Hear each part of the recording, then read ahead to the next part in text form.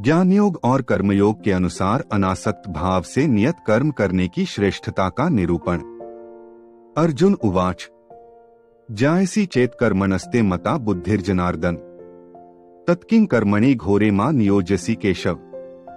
भावार्थ, अर्जुन बोले, हे जनार्दन, यदि आपको कर्म की अपेक्षा ज्ञान श्रेष्ठ मान्य है तो फिर हे केशव, मुझे भयंकर कर्म में क्यों लगाते हैं। व्यामिश्रेणे वाक्येन बुद्धि मोह्यसीव में तदेकं वद निश्चित्य येन श्रेयोहमाप्नुयात्। भावार्थ, आप मिले हुए से वचनों से मेरी बुद्धि को मानो मोहित कर रहे हैं, इसलिए उस एक बात को निश्चित करके कहिए जिससे मैं कल्याण को प्राप्त हो जाऊं। श्री भगवानुवाच लोकेस्मिन् द्विविधा निष्ठा पुरा प्रोक्ता मया नघ ज्ञानयोगेन सांख्याना कर्मयोगेन योगिना। भावार्थ, श्री भगवान बोले, हे निष्पाप, इस लोक में दो प्रकार की निष्ठा, साधन की परिपक्व अवस्था अर्थात पराकाष्ठा का नाम निष्ठा है, मेरे द्वारा पहले कही गई है। उनमें से सांख्य योगियों की निष्ठा तो ज्ञान योग से माया से उत्पन्न हुए संपूर्ण गुण ही गुणों में बरतते हैं, ऐसे समझकर तथा मन, इंद्रिय और शरीर द्वारा होने वाली संपूर्ण क्रियाओं में कर्तापन के अभिमान से रहित होकर सर्वव्यापी सच्चिदानंद घन परमात्मा में एक ही भाव से स्थित रहने का नाम ज्ञान योग है। इसी को संन्यास, सांख्य योग आदि नामों से कहा गया है। और योगियों की निष्ठा कर्मयोग से फल और आसक्ति को त्याग कर भगवदाज्ञानुसार केवल भगवदर्थ समत्व बुद्धि से कर्म करने का नाम निष्काम कर्मयोग है। इसी को समत्वयोग, बुद्धियोग, कर्मयोग, तदर्थ कर्म, मदर्थ कर्म, मतकर्म आदि नामों से कहा गया है। होती है न कर्मणाम नारंभान्नैष कर्मे पुरुषोषुते न च संन्यसनादेव सिद्धिं संधिगच्छति।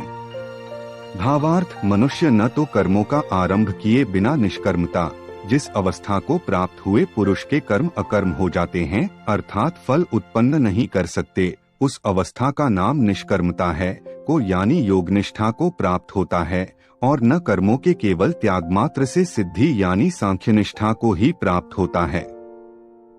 न ही कश्चित् क्षणमपि जातु तिष्ठत्य कर्मकृत कार्यते ह्यवशः कर्म सर्वः प्रकृतिजैर्गुणैः है। भावार्थ, निःसंदेह कोई भी मनुष्य किसी भी काल में क्षण मात्र भी बिना कर्म किए नहीं रहता, क्योंकि सारा मनुष्य समुदाय प्रकृति जनित गुणों द्वारा परवश हुआ कर्म करने के लिए बाध्य किया जाता है। कर्मेंद्रियाणि संयमय य आस्ते मनसा स्मरन् इंद्रियार्थान विमूढ़ात्मा मिथ्याचारः स उच्यते।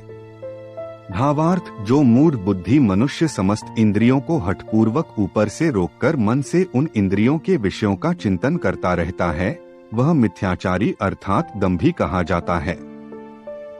यस्त्विन्द्रियाणि मनसा नियम्यारभतेर्जुन कर्मेंद्रियः कर्मयोगमसक्तः स विशिष्यते। भावार्थ, किंतु हे अर्जुन, जो पुरुष मन से इंद्रियों को वश में करके अनासक्त हुआ समस्त इंद्रियों द्वारा कर्मयोग का आचरण करता है, वही श्रेष्ठ है। नेतं कुरु कर्म त्वं कर्म ज्यायो ह्यकर्मणः शरीर यात्रापि चते न प्रसिद्धेत कर्मणः। भावार्थ, तू शास्त्र विहित कर्तव्य कर्म कर, क्योंकि कर्म न करने की अपेक्षा कर्म करना श्रेष्ठ है, तथा कर्म न करने से तेरा शरीर निर्वाह भी नहीं सिद्ध होगा। यज्ञादि कर्मों की आवश्यकता का निरूपण। यज्ञार्थात कर्मणोन्यत्र लोकोयं कर्म बंधनः तदर्थं कर्म कौन्तेय मुक्त संगः समाचर। भावार्थ, यज्ञ के निमित्त किए जाने वाले कर्मों से अतिरिक्त दूसरे कर्मों में लगा हुआ ही यह मनुष्य समुदाय कर्मों से बंधता है। इसलिए हे अर्जुन, तू आसक्ति से रहित होकर उस यज्ञ के निमित्त ही भली भांति कर्तव्य कर्म कर। सह्यज्ञाः प्रजाः सृष्टा पुरोवाच प्रजाप्तिः अनेन प्रस्विष्य ध्वमेश वोस्त्विष्ट कामधुक्। भावार्थ, प्रजाप्ति ब्रह्मा ने कल्प के आदि में यज्ञ सहित प्रजाओं को रचकर उनसे कहा कि तुम लोग इस यज्ञ द्वारा वृद्धि को प्राप्त हो, और यह यज्ञ तुम लोगों को इच्छित भोग प्रदान करने वाला हो। देवान् भाव्यतानेन ते देवा भाव्यन्तु वः परस्परं भाव्यन्तः श्रेयः परं वाप्स्यथ। भावार्थ, तुम लोग इस यज्ञ द्वारा देवताओं को उन्नत करो और वे देवता तुम लोगों को उन्नत करें। इस प्रकार निःस्वार्थ भाव से एक दूसरे को उन्नत करते हुए तुम लोग परम कल्याण को प्राप्त हो जाओगे। इष्टान भोगान ही वो देवा दास्यन्ते यज्ञ भाविता है। तैर्दत्तान प्रदायभ्यो यो भुंक्ते स्तेन एव सह। भावार्थ, यज्ञ द्वारा बढ़ाए हुए देवता तुम लोगों को बिना मांगे ही इच्छित भोग निश्चय ही देते रहेंगे। इस प्रकार उन देवताओं द्वारा दिए हुए भोगों को जो पुरुष उनको बिना दिए स्वयं भोगता है वह चोर ही है। यज्ञ शिष्टाशिनः संतो मुच्यन्ते सर्वकिल विषयः। भुंजते ते त्वघण पापा ये पचन्त्यात्म कारणात्। भावार्थ, यज्ञ से बचे हुए अन्न को खाने वाले श्रेष्ठ पुरुष सब पापों से मुक्त हो जाते हैं, और जो पापी लोग अपना शरीर पोषण करने के लिए ही अन्न पकाते हैं वे तो पाप को ही खाते हैं। अन्नाद् भवन्ति भूतानि पर्जन्यादन्न संभवः। यज्ञाद् भवति पर्जन्यो यज्ञः कर्मसमुद्भवः। कर्म ब्रह्मोद्भवं विद्धि ब्रह्माक्षर समुद्भवम्। तस्मात् सर्वक्तं ब्रह्मा नित्य यज्ञ प्रतिष्ठितम्। भावार्थ, संपूर्ण प्राणी अन्न से उत्पन्न होते हैं। अन्न की उत्पत्ति वृष्टि से होती है, वृष्टि यज्ञ से होती है, और यज्ञ विहित कर्मों से उत्पन्न होने वाला है। कर्म समुदाय को तू वेद से उत्पन्न और वेद को अविनाशी परमात्मा से उत्पन्न हुआ जान। इससे सिद्ध होता है कि सर्वव्यापी परम अक्षर परमात्मा सदा ही यज्ञ में प्रतिष्ठित है। एवं प्रवर्तितम चक्रं नानुवर्तयति ह्यः। अघायुरिंद्रियारामो मोघ पार्थ सजीवति। भावार्थ, हे पार्थ, जो पुरुष इस लोक में इस प्रकार परंपरा से प्रचलित सृष्टि चक्र के अनुकूल नहीं बरतता, अर्थात अपने कर्तव्य का पालन नहीं करता, वह इंद्रियों द्वारा भोगों में रमण करने वाला पापायु पुरुष व्यर्थ ही जीता है। ज्ञानवान और भगवान के लिए भी लोक संग्रहार्थ कर्मों की आवश्यकता। यस्त्वात्मर्तिरेव स्यादात्मतृप्तश्च मानवः। आत्मन्येव च संतुष्टस्तस्य कार्यं न विद्यते। भावार्थ, परंतु जो मनुष्य आत्मा में ही रमण करने वाला और आत्मा में ही तृप्त तथा आत्मा में ही संतुष्ट हो, उसके लिए कोई कर्तव्य नहीं है। संजय उवाच। नैव तस्य कृतेनार्थो नाकृतेने कश्चन, न चास्य सर्वभूतेषु कश्चिदर्थ व्यपाश्रयः। भावार्थ, उस महापुरुष का इस विश्व में न तो कर्म करने से कोई प्रयोजन रहता है और न कर्मों के न करने से ही कोई प्रयोजन रहता है, तथा संपूर्ण प्राणियों में भी इसका किंचन मात्र भी स्वार्थ का संबंध नहीं रहता। तस्मात् सक्तः सक्तं कार्यं कर्म समाचर, असक्तो ह्याचरण कर्म परमाप्नोति पुरुषः।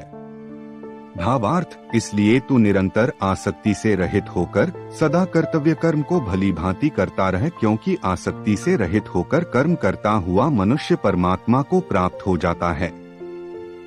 कर्मणैव हि संसिद्धिमा स्थिता जनकादयः। लोक संग्रह में वापि संपश्यन कर तुमर्हसि। भावार्थ, जनकादि ज्ञानी जन भी आसक्ति रहित कर्म द्वारा ही परम सिद्धि को प्राप्त हुए थे, इसलिए तथा लोक संग्रह को देखते हुए भी तू कर्म करने के ही योग्य है, अर्थात तुझे कर्म करना ही उचित है। यद्यदाचरति श्रेष्ठस्तत्तदेवेत्रो जनः, स यत् प्रमाणम कुरुते लोकस्तदनुवर्तते। भावार्थ, श्रेष्ठ पुरुष जो जो आचरण करता है, अन्य पुरुष भी वैसा वैसा ही आचरण करते हैं। वह जो कुछ प्रमाण कर देता है, समस्त मनुष्य समुदाय उसी के अनुसार बरतने लग जाता है। यहाँ क्रिया में एक वचन है, परंतु लोक शब्द समुदायवाचक होने से भाषा में बहुवचन की क्रिया लिखी गई है। न मे पार्थास्ति कर्तव्यं त्रिषु लोकेषु किंचन, नान्वाप्तं वाप्तव्यं वर्त एव च कर्मणि। भावार्थ, हे अर्जुन, मुझे इन तीनों लोकों में न तो कुछ कर्तव्य है और न कोई भी प्राप्त करने योग्य वस्तु अप्राप्त है, तो भी मैं कर्म में ही बरतता हूँ। यदि यह न वर्तेय जातु कर्मण्य तंद्रितः, मम वर्तमानुवर्तन्ते मनुष्याः पार्थ सर्वशः। भावार्थ, क्योंकि हे पार्थ, यदि कदाचित मैं सावधान होकर कर्मों में न बरतूं तो बड़ी हानि हो जाए, क्योंकि मनुष्य सब प्रकार से मेरे ही मार्ग का अनुसरण करते हैं। यदि उत्सीदेवरिमे लोका न कुर्या कर्म चेदहम, संकरस्य च कर्ता स्यामुपहन्यामिमाः प्रजाः। भावार्थ, इसलिए यदि मैं कर्म न करूं तो ये सब मनुष्य नष्ट भ्रष्ट हो जाएं और मैं संकर्ता का करने वाला हूं तथा इस समस्त प्रजा को नष्ट करने वाला बनूं। अज्ञानी और ज्ञानवान के लक्षण तथा रागद्वेष से रहित होकर कर्म करने के लिए प्रेरणा। सक्ताः कर्मण्य विद्वांसो यथा कुर्वन्ति भारत, कुर्याद विद्वांस तथा सक्तश्चिकीर्षुर लोक संग्रहें। भावार्थ, हे भारत, कर्म में आसक्त हुए अज्ञानी जन जिस प्रकार कर्म करते हैं, आसक्तिरहित विद्वान भी लोक संग्रह करना चाहता हुआ उसी प्रकार कर्म करे। न बुद्धि भेदम जनेद ज्ञाना कर्मस्निग्ना, जोषेत सर्व कर्माणि विद्वान युक्तः समाचरण। भावार्थ, परमात्मा के स्वरूप में अटल स्थित हुए ज्ञानी पुरुष को चाहिए कि वह शास्त्र विहित कर्मों में आसक्ति वाले अज्ञानियों की बुद्धि में भ्रम अर्थात कर्मों में अश्रद्धा उत्पन्न न करे, किंतु स्वयं शास्त्र विहित समस्त कर्म भली भांति करता हुआ उनसे भी वैसे ही करवाएं। प्रकृतेः क्रियमाणानि गुणैः कर्माणि सर्वशः, अहंकार विमूढ़ात्मा कर्ताहमिति मन्यते।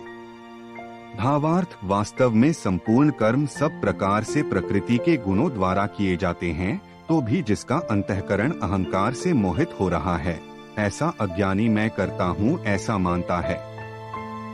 तत्त्ववित्तु महाबाहो गुणकर्म विभाग्यो है, गुणा गुणेषु वर्तन्त इति मत्वा न सज्जते। भावार्थ, परंतु हे महाबाहो, गुण विभाग और कर्म विभाग त्रिगुणात्मक माया के कार्यरूप 5 महाभूत और मन, बुद्धि, अहंकार तथा 5 ज्ञानेंद्रिया, 5 कर्मेंद्रिया और शब्दादि 5 विषय, इन सबके समुदाय का नाम गुण विभाग है और इनकी परस्पर की चेष्टाओं का नाम कर्म विभाग है।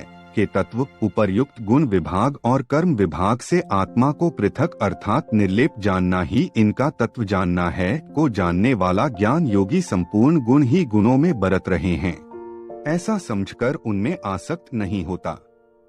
प्रकृतेर गुण सम्मूढ़ाः सज्जन्ते गुण कर्मसु, तानकृत्स न विदो मंदानकृत्स न विन्न विचालेत। भावार्थ, प्रकृति के गुणों से अत्यंत मोहित हुए मनुष्य गुणों में और कर्मों में आसक्त रहते हैं। उन पूर्णतया न समझने वाले मंदबुद्धि अज्ञानियों को पूर्णतया जानने वाला ज्ञानी विचलित न करे। मयि सर्वाणि कर्माणि सन्न्यस्याध्यात्म चेतसा, निराशीर्निर्ममो भूत्वा युध्यस विगतज्वरः। भावार्थ, मुझ अंतर्यामी परमात्मा में लगे हुए चित्त द्वारा संपूर्ण कर्मों को मुझ में अर्पण करके आशारहित, ममतारहित और संतापरहित होकर युद्ध कर। ये में मतमिदन नित्यम नुतिष्ठन्ति मानवा है, श्रद्धावंतों सुयंतो मुच्यन्ते तेति कर्मभिः। भावार्थ, जो कोई मनुष्य दोष दृष्टि से रहित और श्रद्धायुक्त होकर मेरे इस मत का सदा अनुसरण करते हैं, वे भी संपूर्ण कर्मों से छूट जाते हैं। ये त्वेतद्भ्यसूयन्तो नानुतिष्ठन्ति में मतम, सर्वज्ञान विमूढ़ांस्तान विद्धि नष्टान चेतसः। भावार्थ, परंतु जो मनुष्य मुझ में दोषारोपण करते हुए मेरे इस मत के अनुसार नहीं चलते हैं, उन मूर्खों को तू संपूर्ण ज्ञानों में मोहित और नष्ट हुए ही समझ। सदृशं चेष्टते स्वस्याः प्रकृतेर ज्ञानवान्ति, प्रकृति यान्ति भूतानि निग्रह की करिष्यति। भावार्थ, सभी प्राणी प्रकृति को प्राप्त होते हैं अर्थात अपने स्वभाव के परवश हुए कर्म करते हैं। ज्ञानवान भी अपनी प्रकृति के अनुसार चेष्टा करता है, फिर इसमें किसी का हठ क्या करेगा। इंद्रियस्येन्द्रियस्यार्थे रागद्वेषौ व्यवस्थितो, तयोर्न वशमागच्छेत्तो ह्यस्य परिपंथिनो। भावार्थ, इंद्रिय के अर्थ में अर्थात प्रत्येक इंद्रिय के विषय में राग और द्वेष छिपे हुए स्थित हैं। मनुष्य को उन दोनों के वश में नहीं होना चाहिए, क्योंकि वे दोनों ही इसके कल्याण मार्ग में विघ्न करने वाले महान शत्रु हैं। श्रेयान् स्वधर्मो विगुणः परधर्मात् स्वनुष्ठितात्, स्वधर्मे निधन श्रेयः परधर्मो भयावहः। भावार्थ, अच्छी प्रकार आचरण में लाए हुए दूसरे के धर्म से गुण रहित भी अपना धर्म अति उत्तम है। अपने धर्म में तो मरना भी कल्याणकारक है और दूसरे का धर्म भय को देने वाला है। काम के निरोध का विषय। अर्जुन उवाच, अथ केन प्रयुक्तोऽयं पापं चरति पुरुषः, अनिच्छन्नपि वार्ष्णेय बलादिव नियोजितः। भावार्थ, अर्जुन बोले, हे कृष्ण, तो फिर यह मनुष्य स्वयं न चाहता हुआ भी बलात् लगाए हुए की भांति किससे प्रेरित होकर पाप का आचरण करता है। श्री भगवानुवाच काम एष क्रोध एष रजोगुण समुद्भवः महाश्नो महापापमा विद्धयन में वैरिणम। भावार्थ, श्री भगवान बोले, रजोगुण से उत्पन्न हुआ यह काम ही क्रोध है। यह बहुत खाने वाला अर्थात भोगों से कभी न अघाने वाला और बड़ा पापी है। इसको ही तू इस विषय में वैरी जान। धूमेनाव्रियते वह्निर्यथादर्शो मलेंच यथोल्बेनावृतो गर्भस्तथा तेनेद्मावृतम। भावार्थ, जिस प्रकार धुएं से अग्नि और मैल से दर्पण ढका जाता है तथा जिस प्रकार जेर से गर्भ ढका रहता है, वैसे ही उस काम द्वारा यह ज्ञान ढका रहता है। आवृतं ज्ञान में तेन ज्ञानिनो नित्य वैरिणा कामरूपेण कौन्ते दुष्पूरेणान लेंच। भावार्थ, और हे अर्जुन, इस अग्नि के समान कभी न पूर्ण होने वाले काम रूप ज्ञानियों के नित्य वैरी द्वारा मनुष्य का ज्ञान ढका हुआ है। इंद्रियाणि मनो बुद्धिरस्याधिष्ठान मुच्यते एतैर्विमोह्यत एष ज्ञानमावृत्य देहिनम्। भावार्थ, इंद्रिया, मन और बुद्धि ये सब इसके वासस्थान कहे जाते हैं। यह काम इन मन, बुद्धि और इंद्रियों द्वारा ही ज्ञान को आच्छादित करके जीवात्मा को मोहित करता है।